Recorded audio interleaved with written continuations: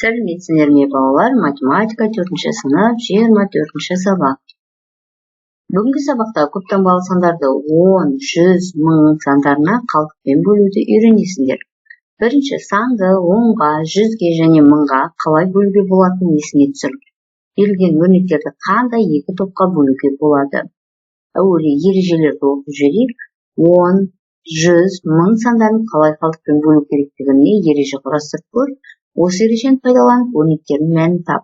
Есіңде сақта. Көптаңбалы сандарды 10-ға, 100-ге, 1000-ға қалдықпен бөлу үшін бөлгіштің соңында қанша нөл болса, бөлгіштің оң жағында сонша цифрді бөліп алу қажет. Қалған сан бөлудің мәні, ал бөліп алынған цифр қалдық болады. Бірінші 10 1000-ға қалдықсыз бөлінетіндер. Бізде 21520 саны 10-ға бөлінеді 2152. 8000 бөлінеді 1000-ға 8. Екінші топ 10, 100, 1000-ға қалдықпен бөлінетіндер көптаңбалы сандарды 10-ға, 100-ге, 1000-ға бөлу үшін жаңа ереже бұл қанша нөл болса цифр қалады деген ендеше көрейік. 1446-ны бөлеміз 10-ға, 144 6 қалдық. 12727-ні 100-ге бөлеміз 127 қалдық, 27 қалдық. 4658-ді 1000-ға бөлеміз 4 қалдық, 658.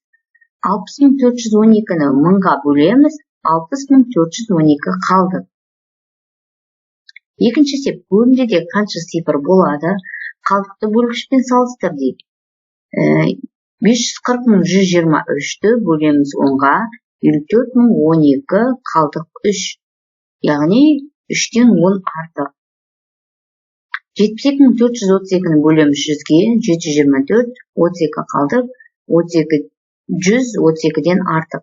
84021-ті бөлеміз 1000-ға 8421 қалдық, 1021-ден артық.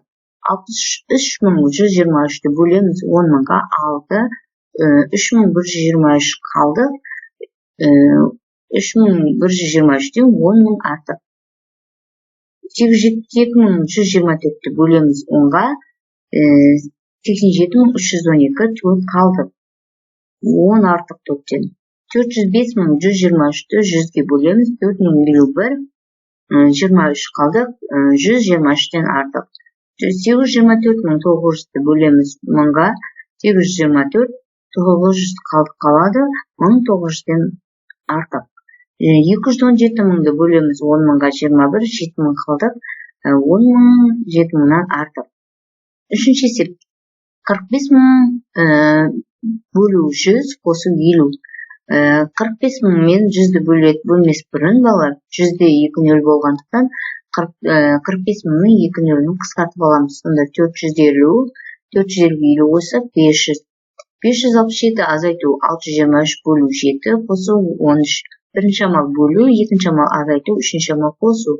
567 азайту 89 қосу 13, 580 азайту 89 491. 62 көбейту 9 азайту 928 бөлу 2 тең болады 558 азайту 464 94. 3599 қосу 101 бөлу 100, 3700 бөлу 100 тең болады 37. 25 көбейту 1000 бөлу 100. 825 000 бөлу 10 бізде 82500. Келесі 100 000 бөлу 100 бөлу 100. Мәні 1000 бөлу 100 тең болады 10. Төртінші есеп есептерді шығар. Асында әуе рейсінде 2 отбасы тіркелді. Бір отбасында 5 адам, ал екіншісінде 4 адам бар. Олардың әрқайсысы жүк бөліміне 2 чемодан тапсырды. Егер бір чемодан 12 килограмм тартатын болса, барлық тапсырылған жүк қанша килограмм болады? Бірінші отбасында 2 чемоданнан 5 адам, екінші отбасында 2 чемоданнан 4 адам. Бір чемодан 12 килограмм тұрады. 2 мен 5-ті көбейтеміз 10, 10-ды 12-ге көбейтсек 120 килограмм. Бұл бірінші отбасынікі. 2 мен 8-ді көбейтеміз 8, 8-ді 12-ге көбейтеміз 96. Бұл екінші отбасынікі. 120 мен 96-ны қоссақ 216 килограмм. Барлық тапсырылған жүк 216 килограмм болды. Әсінде ұшақтың балаларға арналған билеті 198 евро тұрады. Ал ересекке арналған билеті одан 2 есе қымбат. 2 ересек адамнан және 3 баладан тұратын отбасына билет алу үшін қанша евро төлеу керек? Евроның қандай қағаз ақшалармен есептесуге болады? Балалар билеті 198 евродан 3 билет алды.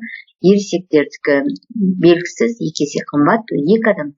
Ол үшін ересектердікін табу үшін 198-ді 2-ге көбейтеміз, 396 евро. Бұл ересектердің бір билеті.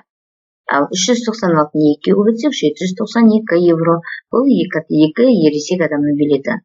Ал енді балалардың билетін табу үшін 198-ді 3-ге көбейтеміз, 594 евро. Бұл 3 балалар билеті. Барлығын қосатын болсақ, 792 қосу 594 тең болады 1386 евро. Ал енді осыны қандай қағаз ақшалармен сақтайтын болса, 500 евро, 500 евро, 200 евро, 100 евро, 50 евро, 20 евро, 10 евро, 5 евро, 1 евро. 2 ересек адамнан 3 баладан тұратын адамдар барлығы 1386 евроға билет алды. 5-ші есеп көрсетілген өлшем бірліктерінің өрнекте 10 см квадрат тең болады 1000 мм квадрат. 1 мм квадрат тең болады 10.000 см квадрат тең миллиметрге айналдыратын болсақ 1 миллион миллиметр квадрат. 1 миллион метр квадрат тең 1 километр квадратқа. 5 дециметр квадрат тең болады 5 см квадрат тең 50.000 мм квадрат. 6-ші есеп әлі квадрокоптерге ақша жинап жүр. Егер ақша жетпей қалатын болса, үлкен ағасына ақша қосып беруге уәде берді. Қай модельді сатып алуға ақшасы жетеді? Басқа модельдерді сатып алуға қанша ақша қосу қажет? Біреуі 165 евро, 192 евро, 210 евро бар. 20 евро қосу 50 евро қосу 100 евро, 170 евро әлияда болды. 170 евро азайтам 165 евро, 5 евро артылады, бірінші модельге жетеді. 192 евро азайту 170 евро, 22 евро жетпейді екінші модельге.